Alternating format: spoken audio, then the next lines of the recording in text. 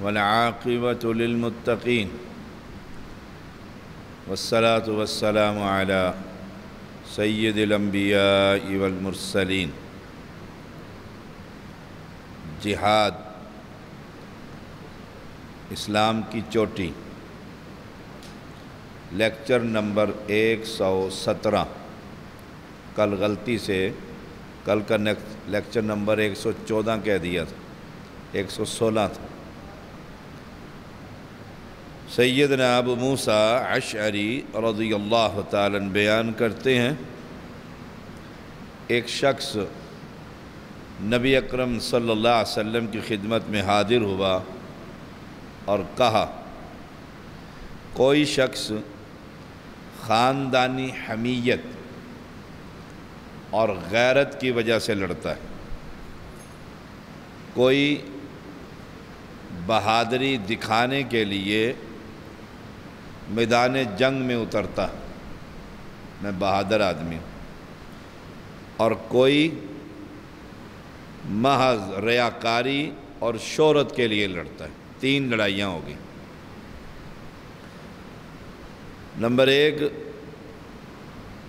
میں نہیں جانتا کہ میرے خاندان کا آدمی حق پر ہے یا باطل۔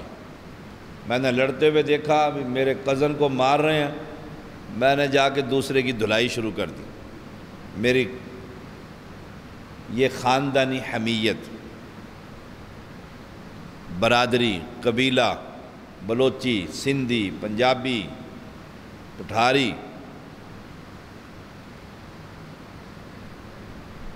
یہ بھی ایک جہاد ہے لوگوں کے ہاں۔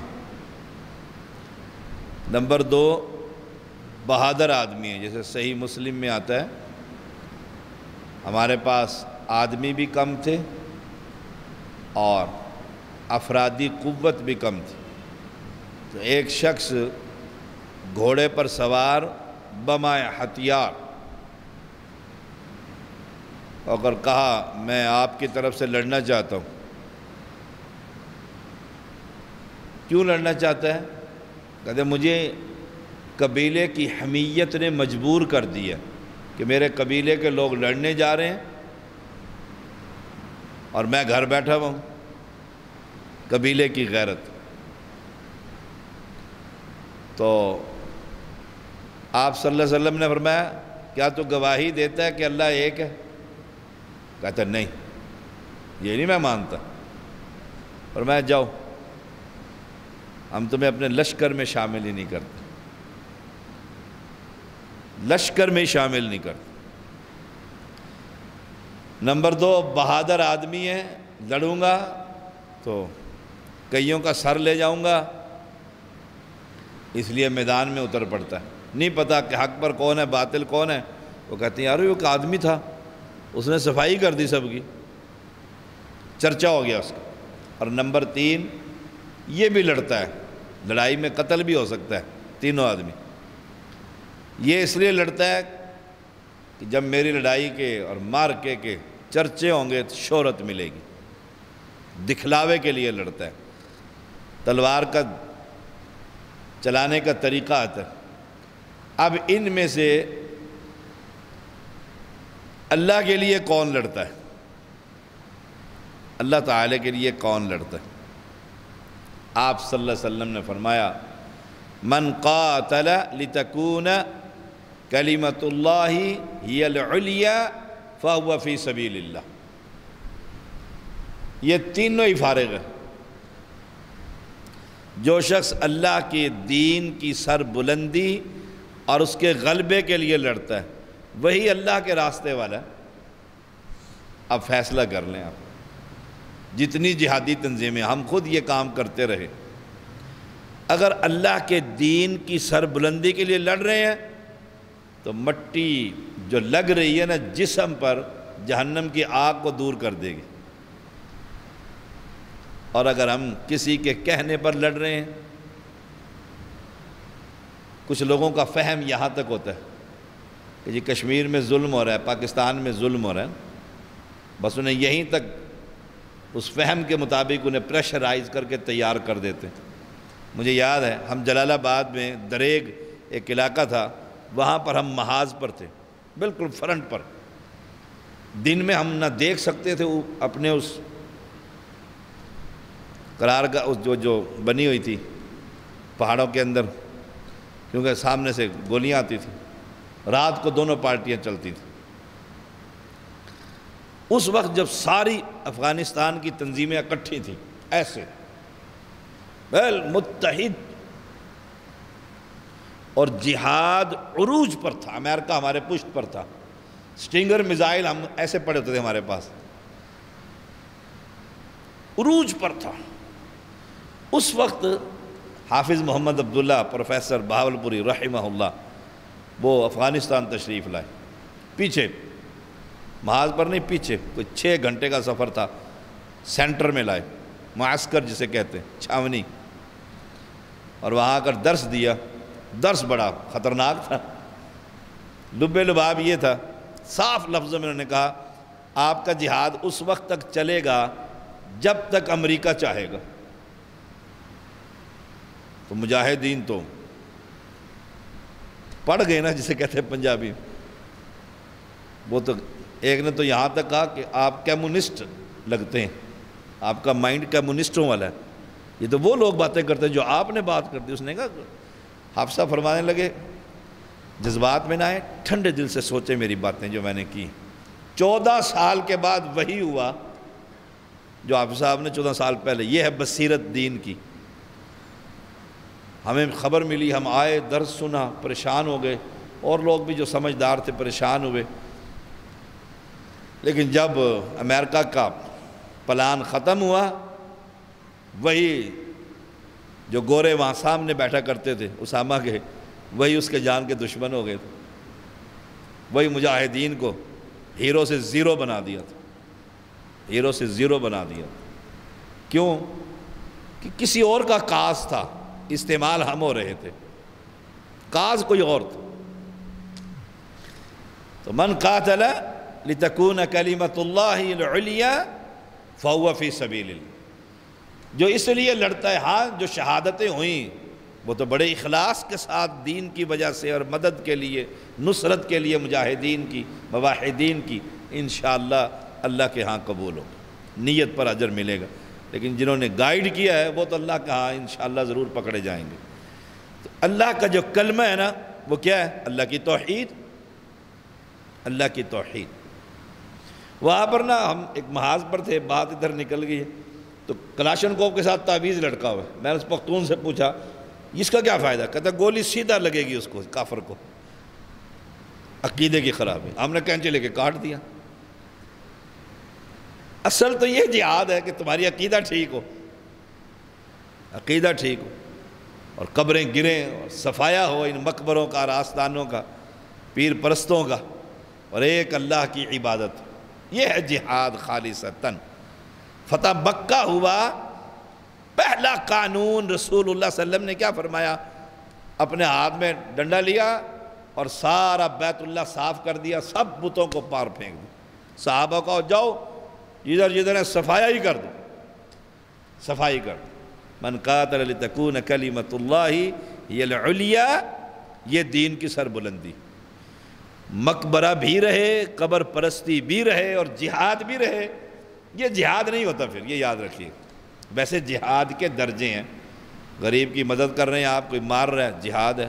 اپنے مال بچانے کے لیے کوئی چور آ گیا، ڈاکو ہے، مر جائیں گے، اللہ کے پیغمبر فرماتے ہیں شہید ہے، شہید ہے۔